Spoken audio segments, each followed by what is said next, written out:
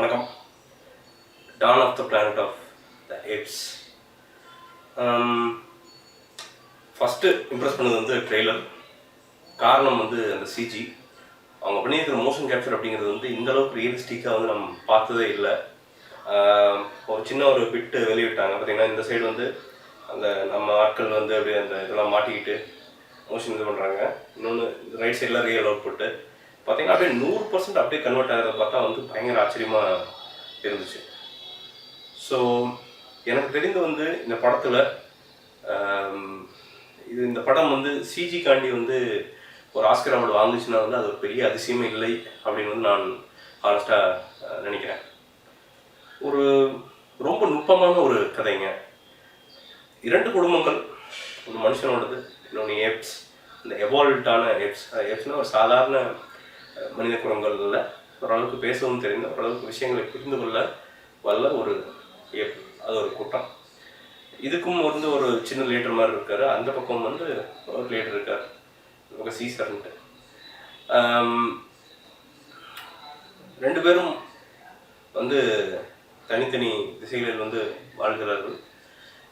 அவங்க 2 பேரும் சந்திக்கும் போது வர பிரச்சனைகள், அது எப்படி போய் முடியுது, மனிதர்களுக்குள் இருக்கிற குரங்குக்குள் இருக்கிற மனிதனும் அவங்களுக்கு இடையில வர்ற சண்டைகளும், அதுதான் படம். நான் வந்து இதை வந்து ரொம்ப டீட்டெயில்டாக ரிவ்யூ பண்ணுற அளவுக்குலாம் வந்து எனக்கு ஞானம் பத்தாது சீரியஸாக. ஏன்னா அது அவ்வளோ தூரம் வந்து விஷயங்கள் உள்ளே இருக்குது. பட் எனக்கு தெரிந்த ஒரு சாதாரண ஒரு ஆடியன்ஸை பார்த்தது மட்டும் நான் சொல்லிடுறேன்.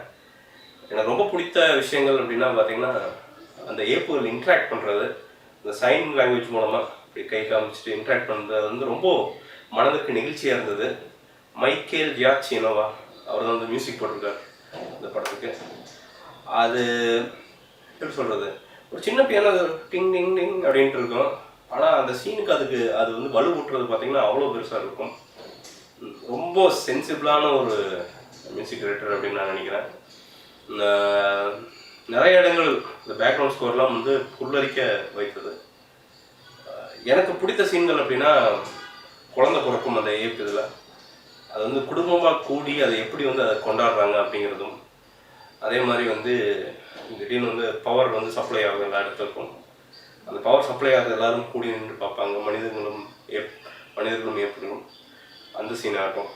அதே மாதிரி ஒரு சின்ன ஒரு குட்டி ஏப்பு அந்த குழந்தை வந்து போய் மனுஷங்கிட்ட மேலே தாவிட்டு விளையாடும், அதாகட்டும். இதெல்லாம் பார்த்தா ரொம்ப நெகிழ்ச்சியாக இருந்தது.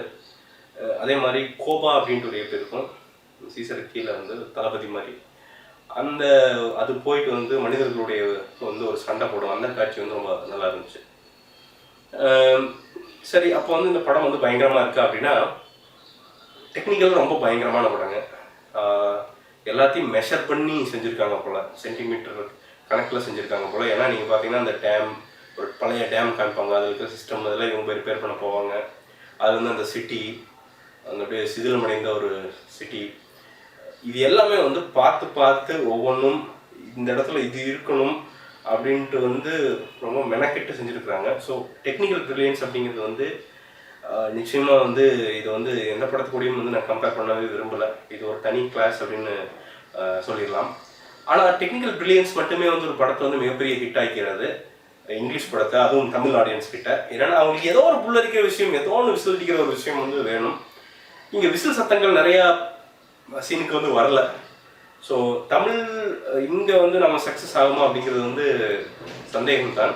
அதற்கு காரணம் என்னென்னா, மேபி வந்து ஏற்புடைய சைகை லாங்குவேஜுக்கு வந்து இவங்க வந்து கீழே வந்து கன்வர்ஷன் அந்த இங்கிலீஷில் போட்டிருந்தாங்க. அதே மாதிரி எனக்கு தெரிஞ்சு ஏப்புகள் பேசுகிறப்பவும் வந்து ஒரு சப்டைட்டில்ஸ் போட்டிருந்தா தப்பு இல்லை அப்படின்னு எனக்கு தோணுச்சு. ஏன்னா நிறைய புரியாமல் வந்து பக்கத்தில் கேட்டுட்டாங்க, என்ன சொல்லுது அப்படின்ட்டு. நான் அவ்வளோ சூப்பராக பேசிச்சுங்க, ஆனால் வந்து அது எல்லாமே வந்து மனுஷங்களுக்கு நம்ம ஆட்களுக்கு வந்து புரியல. ஸோ அது ஒரு பிரச்சனை அப்படின்னு நான் நினைக்கிறேன். அதே மாதிரி வந்து ஏதோ ஒன்று மிஸ்ஸிங் மாதிரியே இருந்தது, படம் பூரா வந்து ஏதோ ஒரு மிஸ்ஸிங் மாதிரியே இருந்தது. அதே மாதிரி முடிவு அப்படிங்கிறது ரொம்ப இயல்பான ஒரு முடிவு அப்படின்னாலும் ஒரு பஞ்சியான முடிவு இல்லை.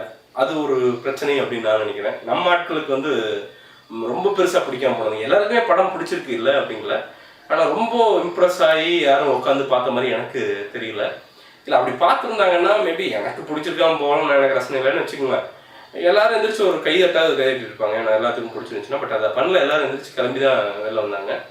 ஸோ அது ஒரு பிரச்சனை அப்படின்னு நான் நினைக்கிறேன். மித்தபடி வந்து மேட் ரீவ்ஸ் இந்த படத்தினுடைய டைரக்டர் வந்து அந்த டைலாக், அதாவது வந்து மனுஷங்க அவ்வளோ சீக்கிரம் வந்து இன்றைக்கி வந்து ஃபர்கிவ் பண்ண மாட்டாங்க அப்படிங்கிறதாகட்டும், ஒரு மனுஷங்களே மனுஷங்களுக்குள்ளே சண்டை போட்டுக்குவாங்க, மனுஷங்களுடைய டவுன்ஃபாலுக்கு அவங்க தான் காரணம் அப்படின்ட்டு அந்த ஏப்புகள் சொல்லிட்டு நாம் வந்து மனித குரங்கள், நாம் தான் ஃபேமிலி அப்படின்னு சொல்லும்போது வந்து மனிதன்கிட்ட வந்து என்னென்னலாம் இன்றைக்கி இந்த காலகட்டத்தில் வந்து தவறு இருக்குது அப்படிங்கிறத வந்து சுட்டி காட்டுற அந்த டைலாக்லாம் வந்து ரொம்ப ஐ ஓப்பனிங்காக, ரொம்ப யதார்த்தமாக இருந்துச்சு. அதெல்லாம் எனக்கு ரொம்ப பிடிச்சிருந்துச்சு அப்படின்னு சொல்லலாம்.